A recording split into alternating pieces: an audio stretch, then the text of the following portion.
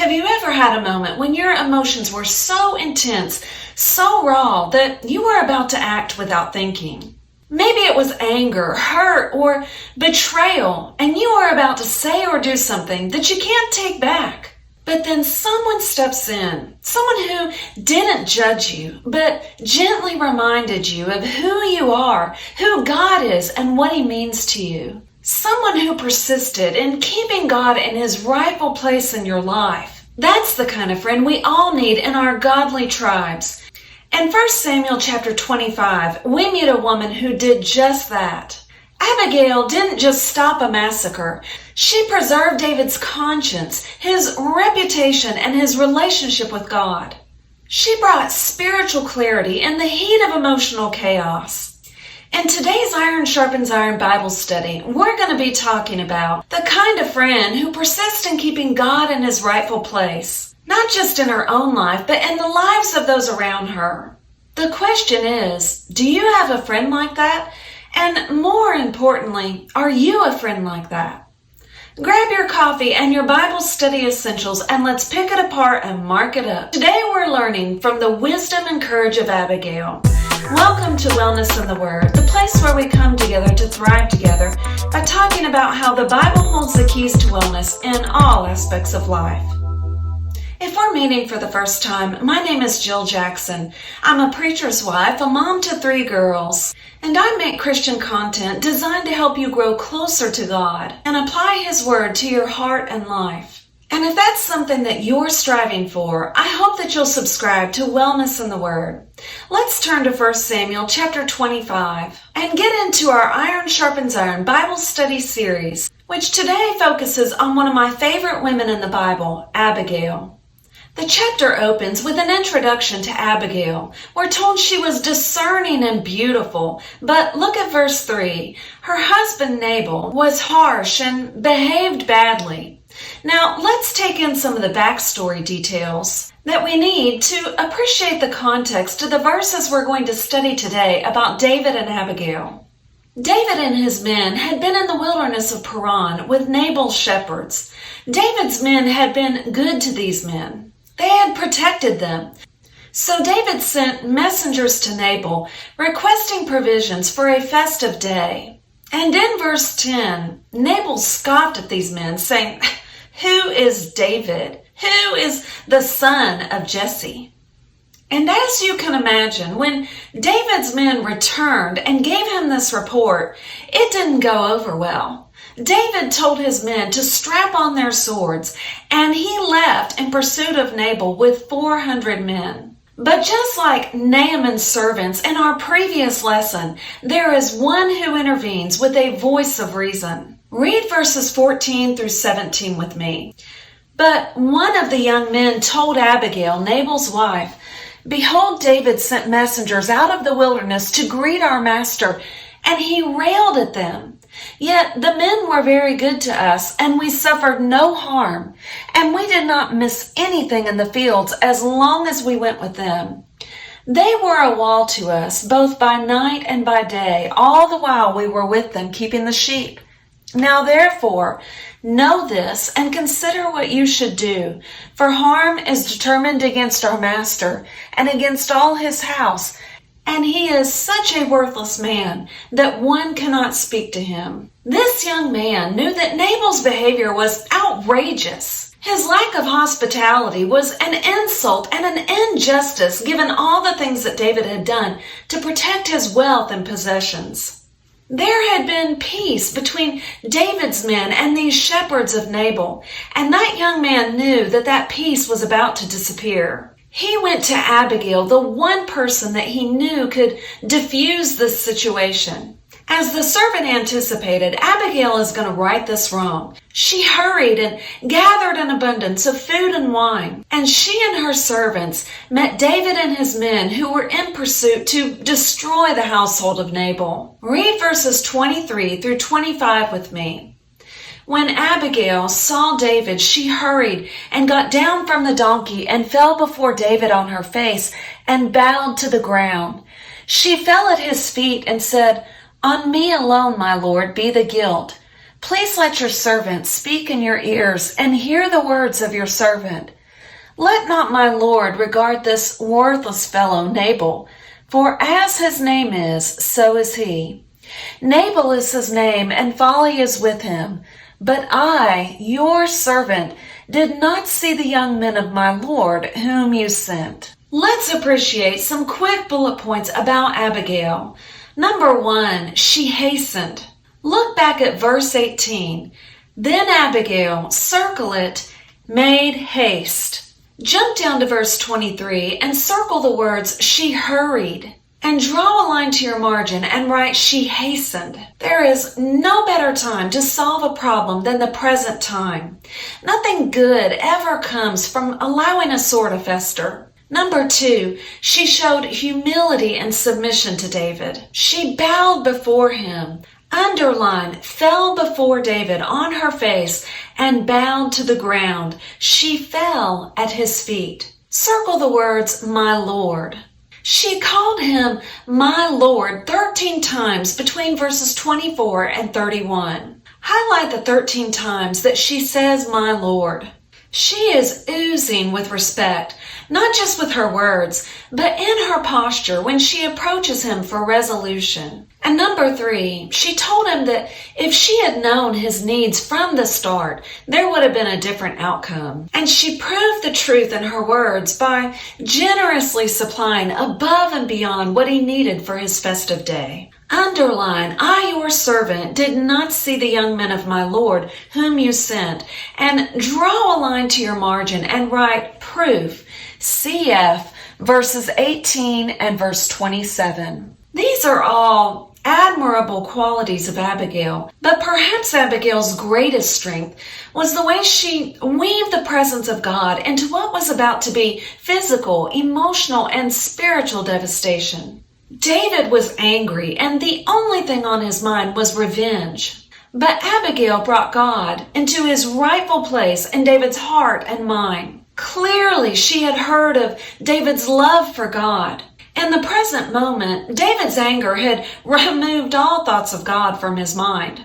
But Abigail knew if there was anything to get David to slow down and think things through, it would be having the one that he loved and served brought to the forefront of his mind. She knew his relationship with God mattered to him, so she was like a continuous knock on the door of spiritual mindedness. 7 times between verses 26 and 31, she mentions the Lord. Highlight every time that the Lord is mentioned in these verses.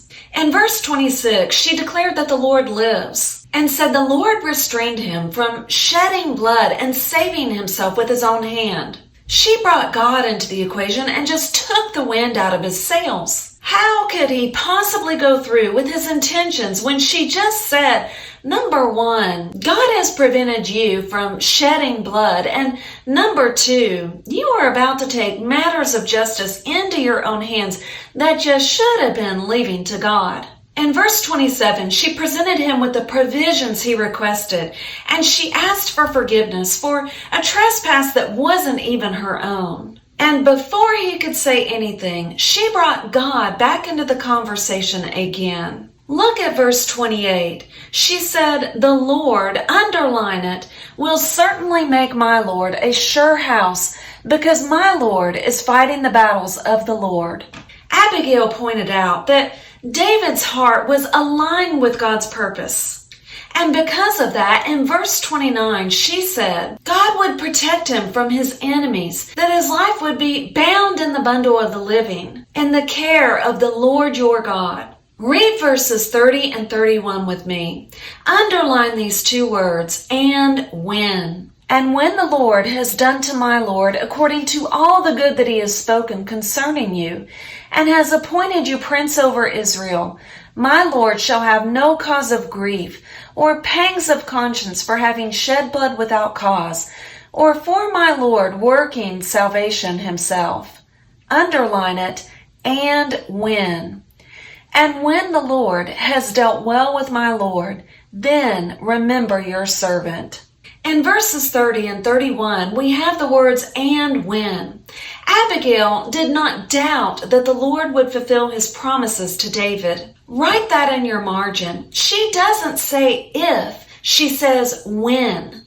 She reminded him again of what the Lord had promised. She said, God is going to do good for David. She reminded him of who God promised he would be. Underline it. The ruler over Israel. And then, as she did in verse 26, she speaks again of David acting in revenge, working salvation for himself. She intentionally begins and ends her conversation with David about God and David shedding blood and avenging himself. Between these bookends, she gave multiple reasons why revenge would be a mistake. And again in verse 31, we see her confidence in God and her petition for David to remember her. Underline the word when. When God has done all these things for you, remember me. Abigail piled on every tactic of peace that she knew to employ. It's really hard to be angry at someone when they keep telling you about the goodness and favor of God and the blessings that come from being in a right relationship with Him. It's just masterful, and all the more so because this was done in real time. I don't know about you, but I'm the queen of the aftermath of a situation. I can think of the best things to say or the perfect way to handle a situation after the fact. I'm not so good in real time, but this godly woman couldn't have said or done anything better. It was as if she was saying, I know you don't want to think about God right now, but God.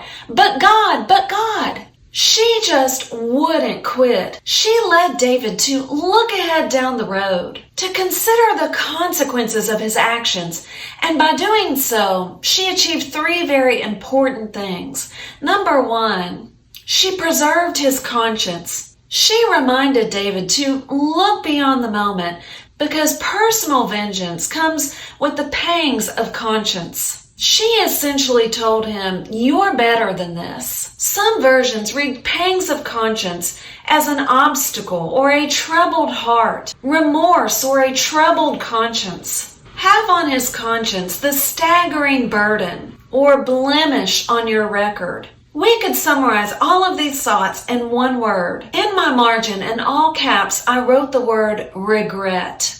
Abigail knew that what would bring satisfaction to anger today would eventually bring sorrow.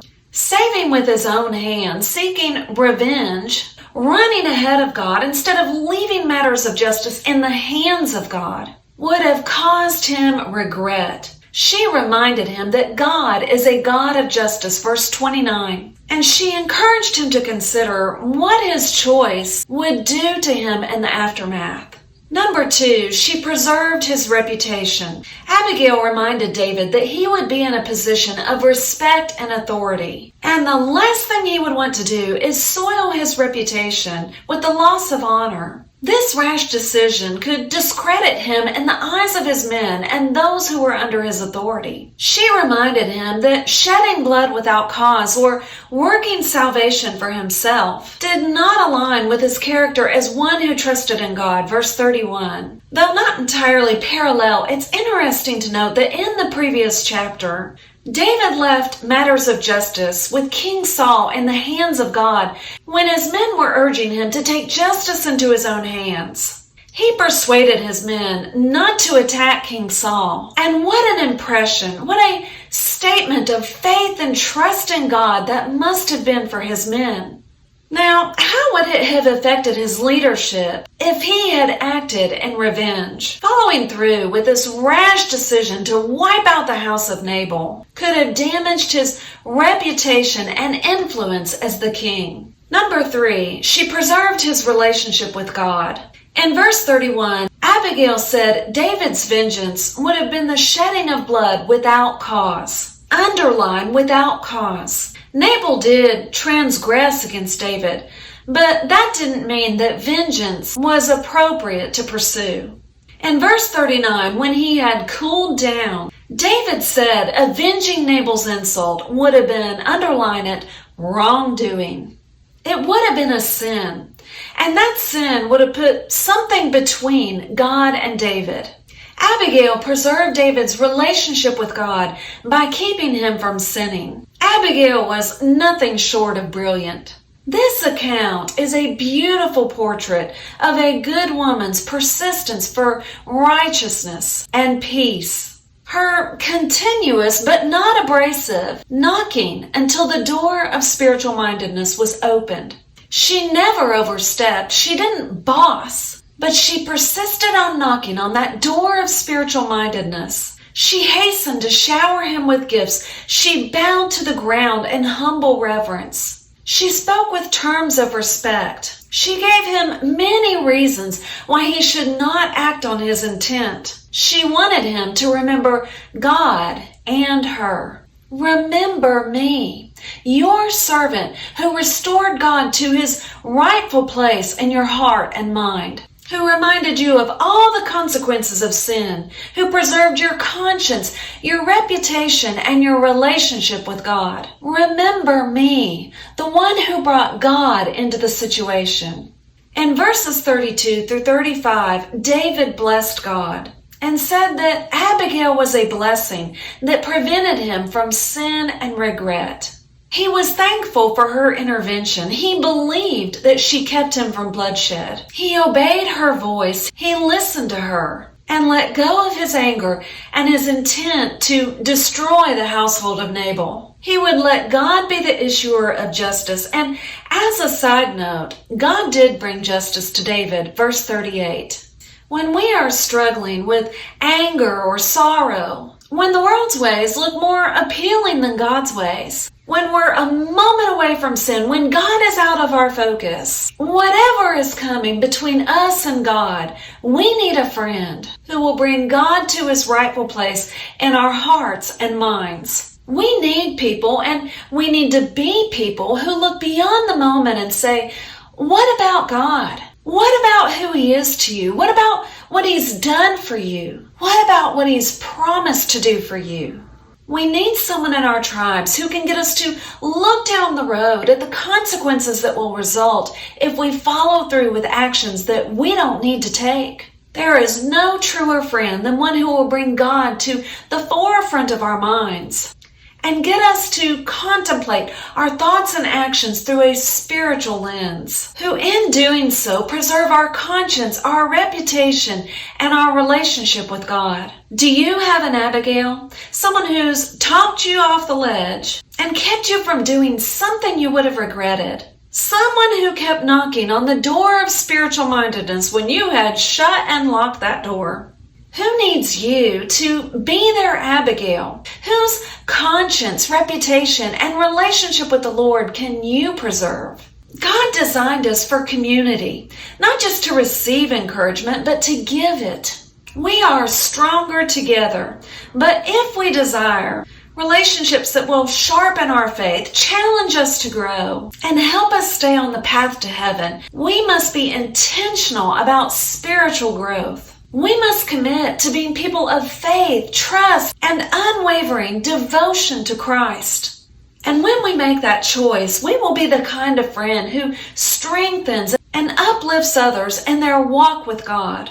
In turn, we will build our tribe with people who encourage us to stay faithful and finish well. And we will know the full joy of how two are better than one. I hope the lessons from this wise woman have blessed you today.